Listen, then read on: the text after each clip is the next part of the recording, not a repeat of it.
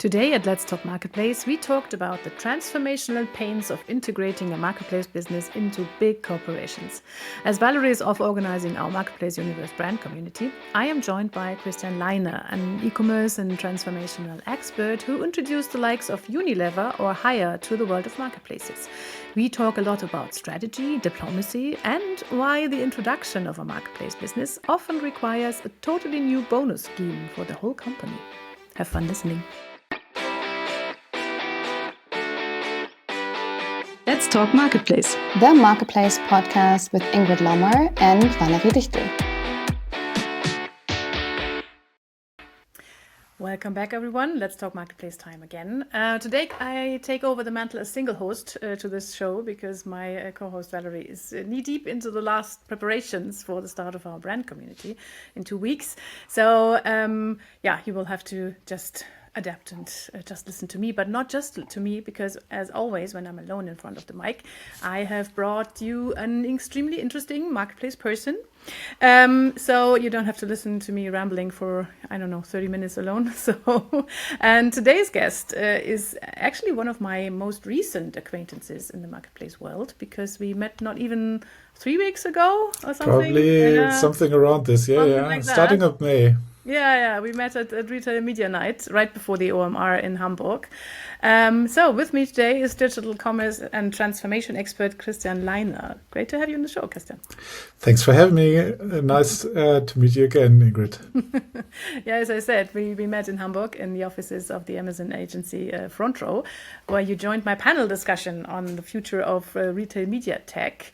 And afterwards we got talking much more, not just about retail media, but actually about how difficult it is to get a marketplace business going, a marketplace business within big companies, and more importantly, why it is so difficult.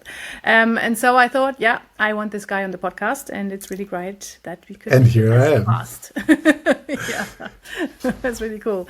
Yeah. So, but before we start, maybe let me introduce you a bit to our listeners. So, what did you do in the e-commerce and marketplace world so far, and why did I introduce you as a transformation expert?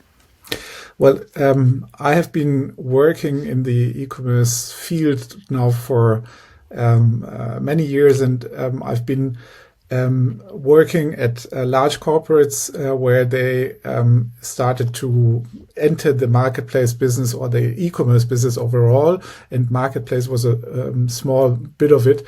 And most recently, I was at Haier, home appliance manufacturer from China, and the e-commerce business for these home appliances for a brand that has been entered was pretty important. So I would say I'm not the 100% expert. No one could say that, because the times are changing too fast, and the platforms are rising from one side to another. So, but I have a pretty good overview, I would say.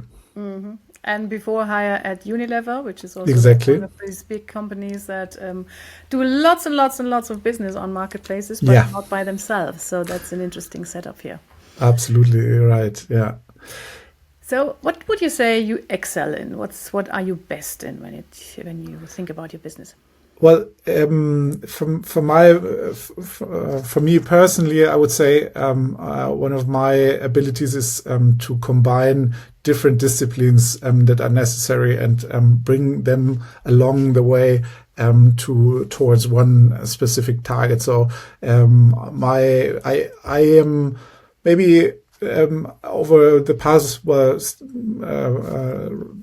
over my career steps, I have basically learned talking marketing, talking tech, talking also a lot of finance and legal topics, because these are the ones that you necessarily need when you start a venture in e-commerce. So that's one of the things that I would point out here in my take. Okay.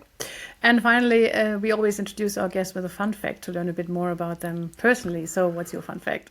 Well, there are too many. Maybe I'm laughing a bit about myself. I love to laugh, and once in an office, I laughed too loud so that people around me said, "Christian, we are here for work, not for fun." And I said, when it's not fun, why doing it? So there is a bit of an idea on how I treat myself in business, not too serious.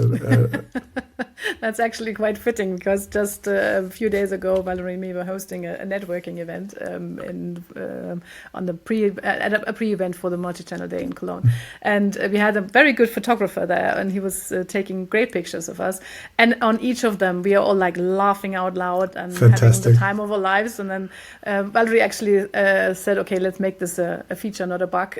So we just posted something like, working where it's fun. That's maybe the way how we both connected. Also on an event where 100 and more people were around. So yeah. Yeah, definitely. Right. So that's great. It's great to have you, and I think you are quite fit for a good conversation about the transformational pain, let's say it like this, that marketplace teams often introduce to countless of pains that are along the way. Yeah, it always seems to be quite painful, and maybe this is why marketplace teams tend to be small. We always used to joke on our podcast, the normal marketplace team is 2 people, an intern and a dog. Because they can't cause that much pain if they're not that many. All right. Yeah, so we can go through this a bit more, but first a little more information about the sponsor of us.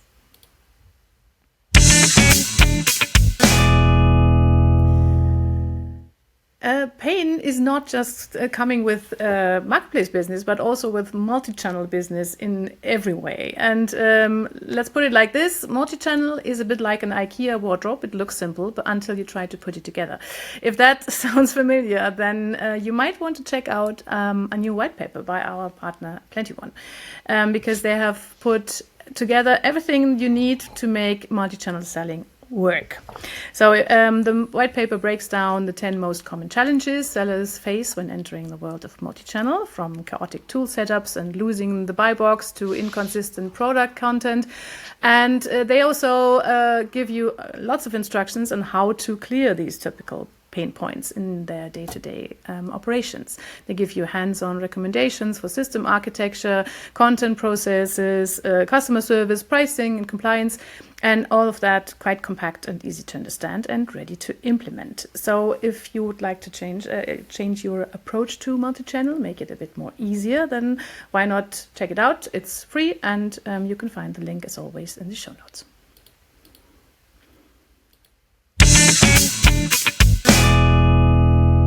So, Christian, okay, terrific. Let's go into it, and let's talk about transformation and why companies often so struggle with it. So maybe first start with your own experiences. You helped transform Unilever's e-commerce operations. You've been several years with Unilever, if I read that's correct. Exactly. So if you look back at that time, why do so many large corporations especially struggle with embracing marketplace business models?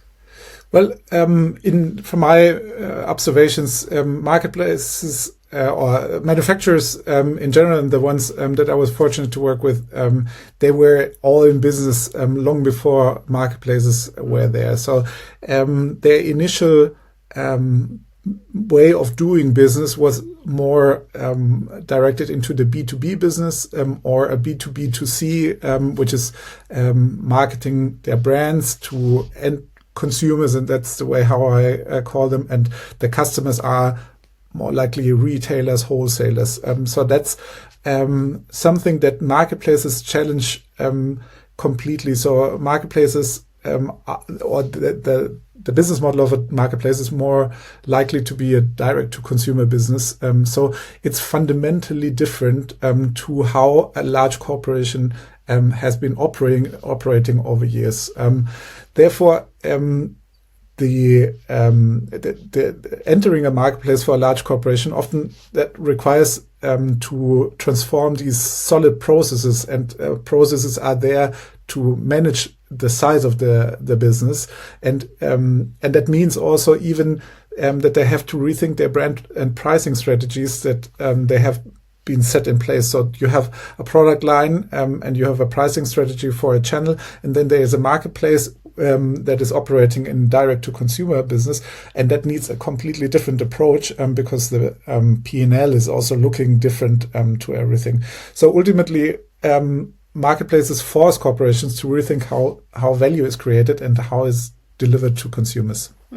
So you say they are forcing them to rethink that. How painful is that? Are big corporations even willing to reconsider? Because often, for what I found when I talk to people from corporations, as I said before, they're normally in a small team and they are underestimated, and their bosses say like, "Yeah, you and your marketplace business is not as even as if you make that big turnover. So why should I turn over the whole corporation just for you?"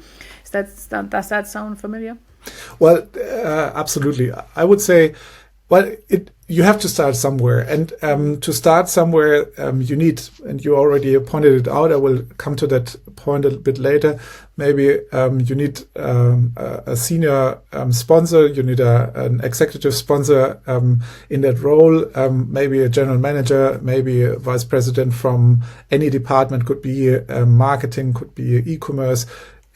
Could be traditional sales, how mature your organization is already.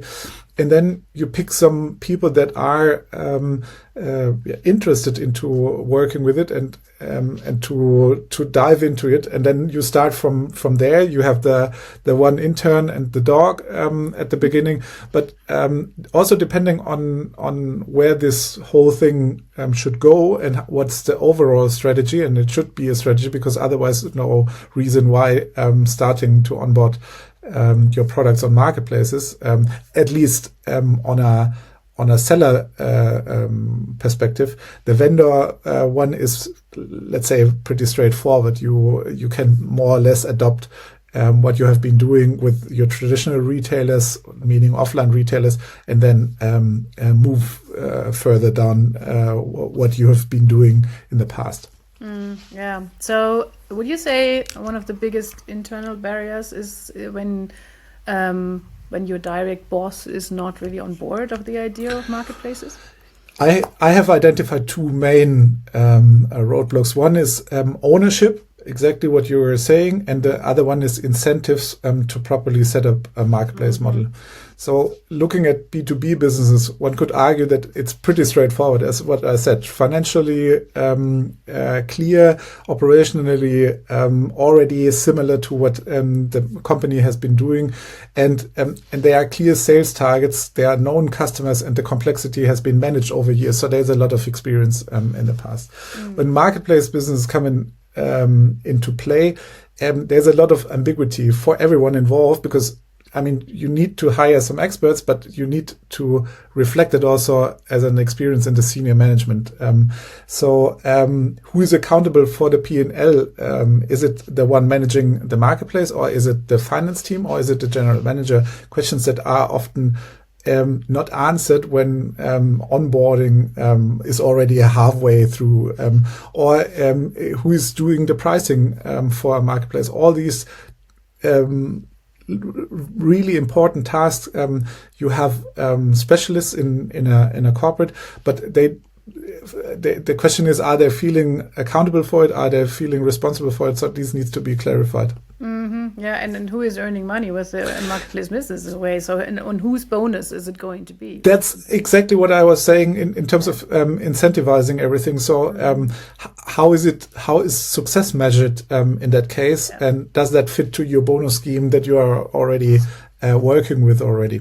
Yeah, and hopefully it doesn't contradict another colleague's bonus. Totally.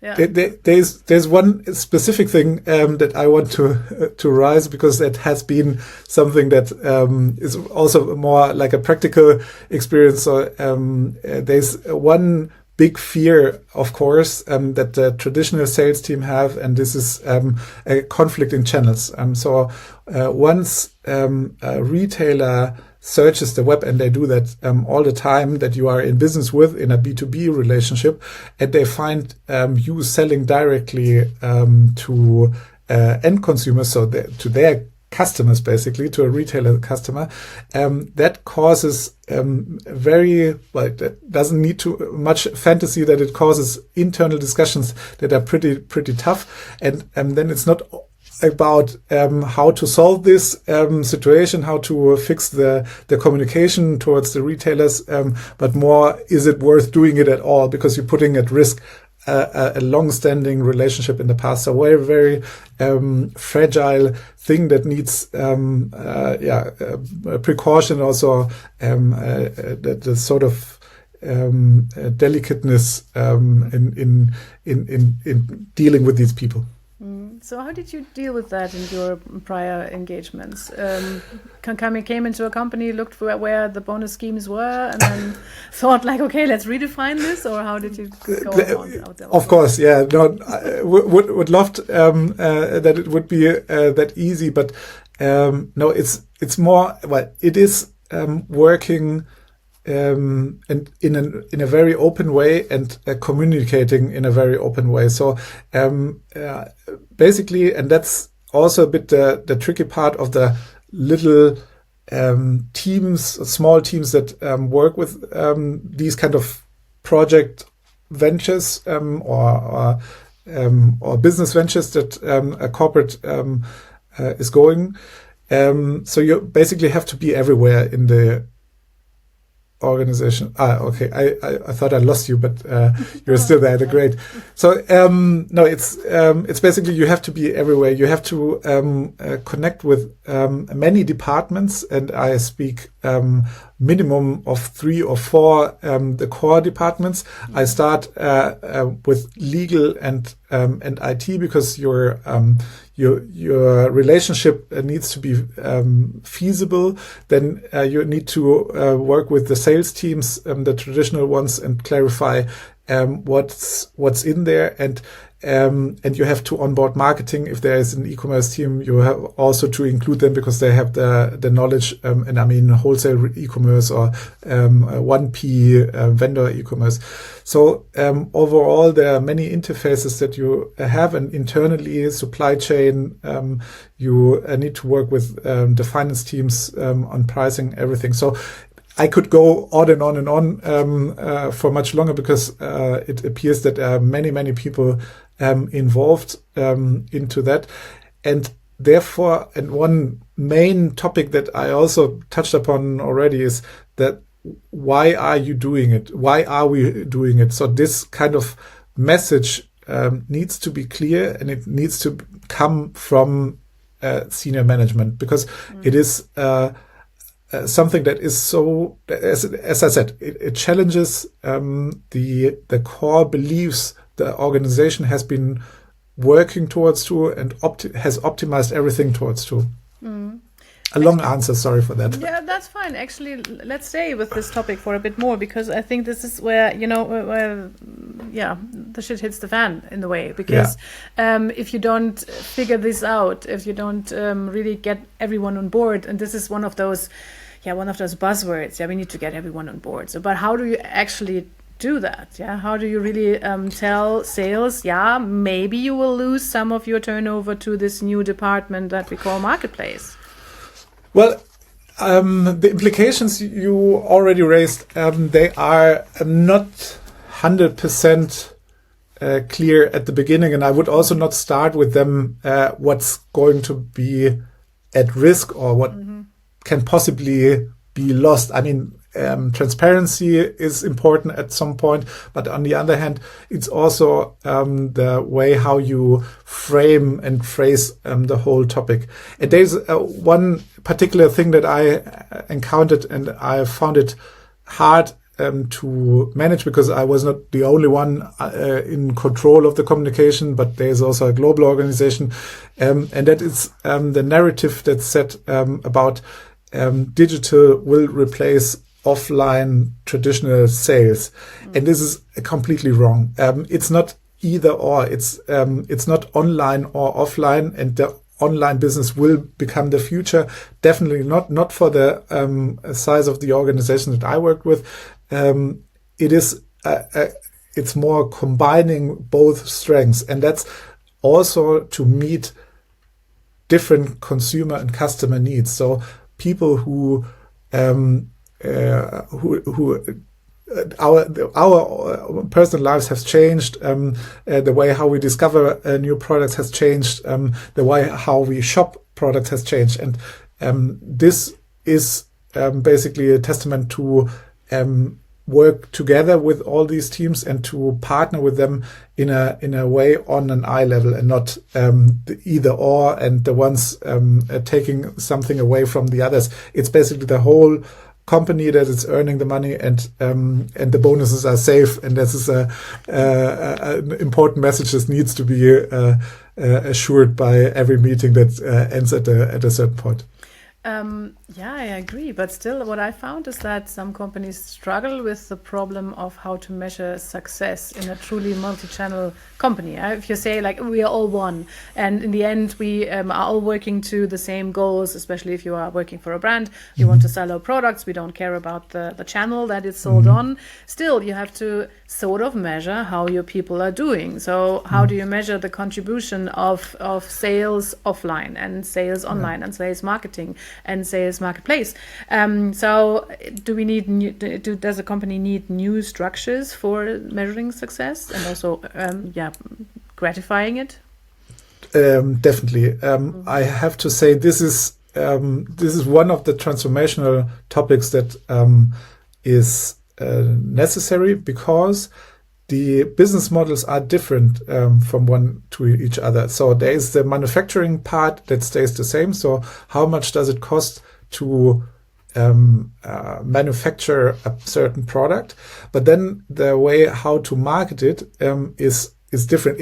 It's also not like something that needs that is rocket science. It's more basically it's a part of it. So talking about P&L, and I always lived by the paradigm of follow the money. So if you get the money straight, then you get the attention for everything, and you also work with the people that have the last word in many conversations. So I would say if we worked on a customer P&L in traditional sales, you have certain elements that you do, but in a marketplace business where direct to consumer principles apply, the P&L is different. It starts also from a let's say unit P&L, that you have that one single product, but also from a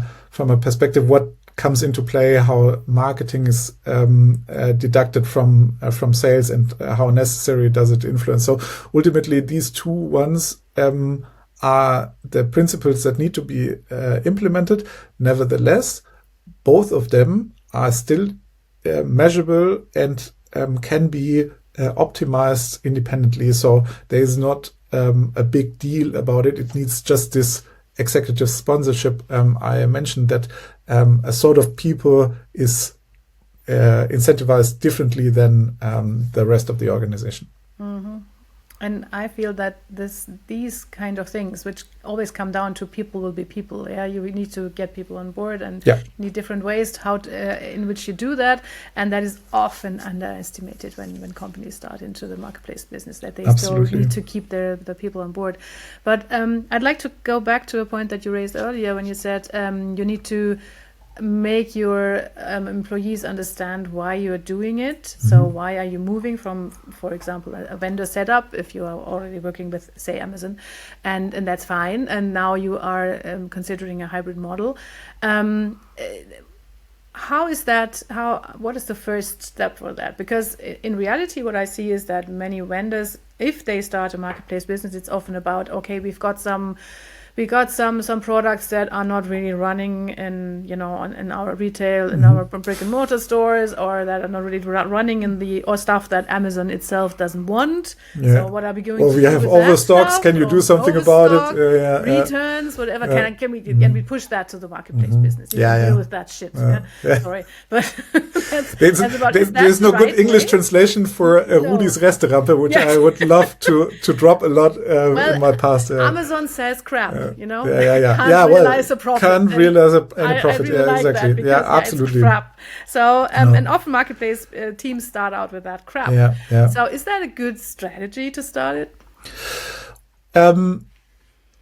I think there is not one single strategy. It's very individual by any corporate. From what I've been doing in the past, and also in the consultancy that I did in the last couple of months, is that there is a question on basically what should should entering a marketplace deliver, and is it a margin improvement? Is it price control? Did you want to implement? Because it is also visible to a lot of people. It's a national retailer. If you go, or even a pan-European retailer that you deal with, where you influence these kind of economics, or is it a test and learn environment? All these kind of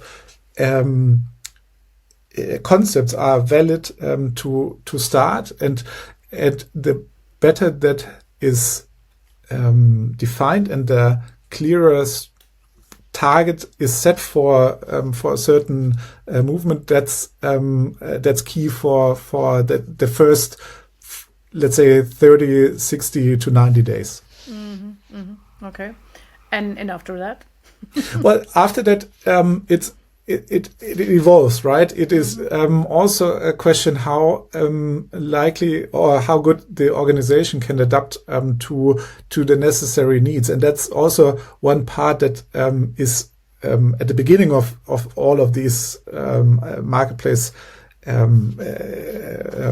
initiations, that you have to be very honest about what capabilities you already have, and also reassess them all over time. As I said, this game is not won by that single unit that is the marketplace team within an organization. It's more likely to become successful how the rest of the organization, and I refer to supply chain, to marketing, to finance teams, to all these other very important functions, how they find ways to develop an interface with the marketplace team, and then marketplace or the whole market dynamics come into play, where you can start working together and initiate things over traditional retail offline, or in the 1P e-commerce worlds, or you use the marketplaces as a tool also that you have in your tool set to basically conquer market dynamics and consumer changing consumer behavior. That's ultimately what it's all about. Which it just strengthens my point in the marketplace universe, that marketplace people have to be very communicative, because they're talking with everyone in the whole company, and they have to be diplomatic enough and aware enough of what is going on in the business to realize that when they can, chime in, and when they better not. Also, one of my core principles in communicating is also paying the respect to the organization that brought us to that certain point. Unilever, for example, a company that has been around for more than 100 years, or more or less 100 years. Look, this company would not be able to afford people like crazy ones like us being in that team working on this, if there have not been people in the room that brought this and made this or brought this to a professional level like it was. So I have big respects to the ones that I work with, my colleagues at Unilever, because they are experts in their fields, and they're also interested, and many of them are eager to develop new different ways, because they have also realized that the world outside have changed. They're carrying their computer as in form of their mobile with them every day, and they do everything, and they observe how things have changed with all of the digital changes that happened in the years. Yeah, you're raising a good point here. It's not it won't help your marketplace business if you're too pushy, or if you just want to overthrow the old structures. Especially if you work in an established company with established channels, of course. Yeah. So, a good point here. I'd like to just touch upon, because our time is nearly up, but I'd like to touch upon one topic, because this is actually where we both connected, which was retail media. Yeah. And I found what you said in my retail media panel interesting, because it showed how much the different departments are interwoven when it comes to the marketplace business. Yeah, you have you look at retail media, and you have to consider what which products am I pushing today, which products are good for Prime Day, which products might be fine if I can still push retail media wise if this is my own marketplace business, but I can't do it if it's my vendor business, because it will shit on my profitability rate. So how, if you look at this particular topic, how does vendor and seller mix? Well, a bit back to my previous message that I wanted to land, is that there is also not an either or. You can do both. For some manufacturers, it makes more sense to be only on a seller model and use their marketing and the retail media investments to drive direct sales, because you can measure ROI much better.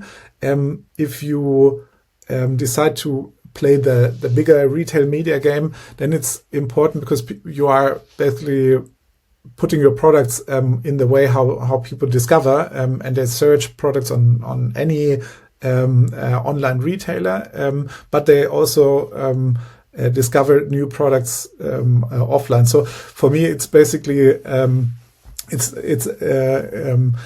something that goes very well together, and it's something that has the potential, from my perspective, to disrupt the way of doing media in the past, because it adds a lot of valuable data points that you use. I'm referring to the transactional information, and in a seller model, you own this way from you placing the content on the marketplace until the product is bought, and you know who bought it because you are shipping it or organizing the shipment to it. So you have this first party, you have your hands on the first party data that is so valuable, and that will inform other touch points in the consumer journey much earlier than you might have might have thought, and it will also uncover and maybe open the opportunity to uncover audiences that you haven't considered, because they are not in your initial marketing or a target group, but sales and first-party data sales have shown you the potential that they can bring, and you can measure it also from a performance perspective. Yeah, absolutely. These are fine, nice words, I would say, Christian. So I would like to leave the discussion here. Thank you very much for your insights. It was very interesting talking to you. Very welcome. Thanks for having me. Right. So, and thanks to all of you for listening to us today. Next week, you can tune in again, and then we will be talking about the Polish market. I've invited an expert who will tell us why all the big Western European marketplaces like Kaufland and MediaMarkt and Conforama and Decathlon are all going for the Polish market in the moment, and if they even stand a chance against Allegro. That's going to be interesting to hear that from an inside perspective. So if you like listening to us today, maybe consider following us, rating us on Spotify, Apple Podcasts, YouTube, wherever, and tuning in again. So thank you very much for today. Thank you, Ingrid.